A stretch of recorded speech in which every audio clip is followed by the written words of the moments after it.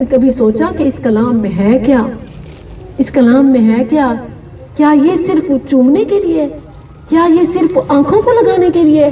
کیا یہ صرف قسموں میں ہاتھ رکھنے کے لیے؟ کیا یہ صرف بیٹی کو رخصت کرنے کے لیے؟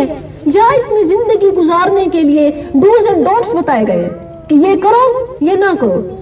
کیا ہم نے اللہ کے کلام کو اس طرح لیا ہے کہ اس میں بتایا گیا ہے کہ یہ کرو یہ نہ کرو؟ ایسا ہی ہے نا، سب کو پتہ ہے نا کہ اس میں اوامر ہیں، نواہی ہیں، کچھ کرنے کی چیزیں ہیں، کچھ سے منع کیا گیا ہے، کچھ کی فضیلت بتائی گئی ہے، کچھ کے خطرات بتائے گئے ہیں۔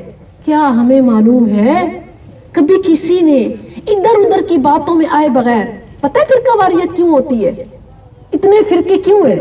ایک حنفی مذہب کو اٹھا کے دیکھ لینا، ویسے تو 4 بڑے مذاہب ہیں، حنفی، مالکی، شافعی، حنبلی، اور ہر امام نے اپنی زندگی دین کی خدمت کے لیے لگائی۔ اللہ سبحانہ وتعالیٰ ان کو جزائے خیر دے، ان کے درجات بلند کرے، ہمیں نیکی کے کاموں میں ان کے نقش قدم پہ چلائے۔ لیکن بات یہ ہے کہ صرف ایک فقہ حنفی کو دیکھ لیں، اس میں بھی آپ کو اتنے فرقے نظر آئیں گے، چشتی، قادری، نقشبندی، سوروردی، اور پتہ نہیں کتنی وردیاں ہیں۔ کیوں؟ اور ہر کسی کے طریقے، حتیٰ کہ جینے مرنے کے طریقے الگ الگ ہیں۔ کیوں؟ قرآن تو ایک ہے، اس لیے کہ ہم نے رب کے کلام کو خود کھول کے نہیں پڑھا۔ ہم نے نہیں پڑھا کہ رب نے کیا فرمایا، کیسے فرمایا، کیوں فرمایا، ہم نے نہیں پڑھا۔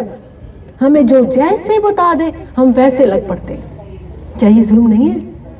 اللہ نے کس لیے بھیجا؟ میرے بندے پڑھے بارہا، مجھے بہت پیارا لگتا ہے جب اللہ یوں فرماتا ہے، یا عبادی، اے میرے بندو، ایسے محسوس کریں، اے میری بندی، گویا آپ کا رب آپ سے مخاطب ہے۔ کیا آپ نے رب کو جواب دیا، اے میرے مالک، اے میرے رب، میری ہر خوشی غمی تیرے ہاتھ میں ہر وقت تجھ سے ہی امید رکھتی ہوں؟ مگر ہمارے رخ یا تو مادی چیزوں کی طرف ہوتے ہیں، بیمار ہو، بچہ بیمار ہوا، ڈاکٹر کے پاس اٹھا کے بھاگ پڑے، علاج سنت ہے کیجئے، حکیم کے پاس بھاگ پڑے، پیر بابوں کے پاس بھاگ پڑے، آپ جو چاہتی ہیں کریں، مگر امید اپنے رب سے رکھیں۔ کبھی بچے کو سیرپ پلانے سے پہلے سورہ فاتحہ کا دم بھی کیا، جسے نبی صلی اللہ علیہ وسلم نے الشفاء قرار دیا، الشفاء، الرقیہ۔ یہ نہ صرف یہ کہ بیماریوں کا علاج ہے بلکہ بیماریوں سے بچاؤ بھی ہے۔ ویکسین جیسے احتیاطی طور پر لگوا لیتے نا پھر بیمار نہیں ہوتے، یہ بھی ویسے پڑھیں۔ اللہ اکبر۔ اور معوذات ہیں، ہر ایک بہن سے اگر پوچھے نا، کالا نیلا پیلا علم، ایسے لوگوں کے ذہنوں میں کچھ ہو نہ ہو فوراً ذہن میں کیا آتا ہے؟ آسیب ہوں گے۔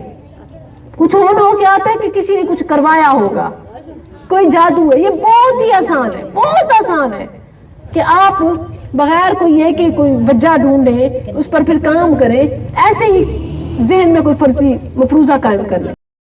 آج ہم جس رزق کی خاطر حرام، دوسروں کو تکلیف، ایذا، چینا جھپٹی اور ظلم زیادتی کرتے ہیں، وہ رزق کا وعدہ تو اللہ نے خود کیا ہوا ہے، وہ تو ملنا ہے، اور انسان کے حصے میں سوائے بدبختی کے کچھ نہیں آتا۔ رزق وہی ملتا ہے جو رب نے لکھا ہوتا ہے۔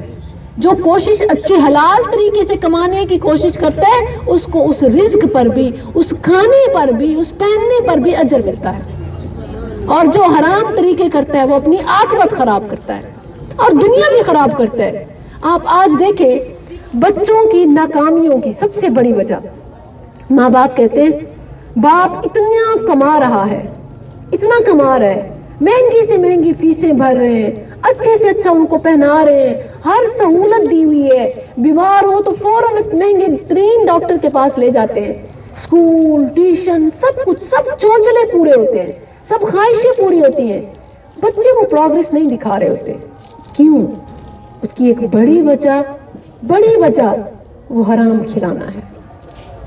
ہماری اس طرف توجہ گئی، ہم سمجھتے ہیں کہ وہ ہم ان کی خوراک پوری کر دیں گے، انہیں اچھے سے اچھا جو وہ کہیں گے کھلا دیں گے، ہر خواہش پوری کر دیں گے، بڑے سکولوں میں بھیج دیں گے، بڑے ٹیوٹر ہائر کر لیں گے، تو کیا انہیں وہ سب علم دنیا سب معلوم ہو جائے گا؟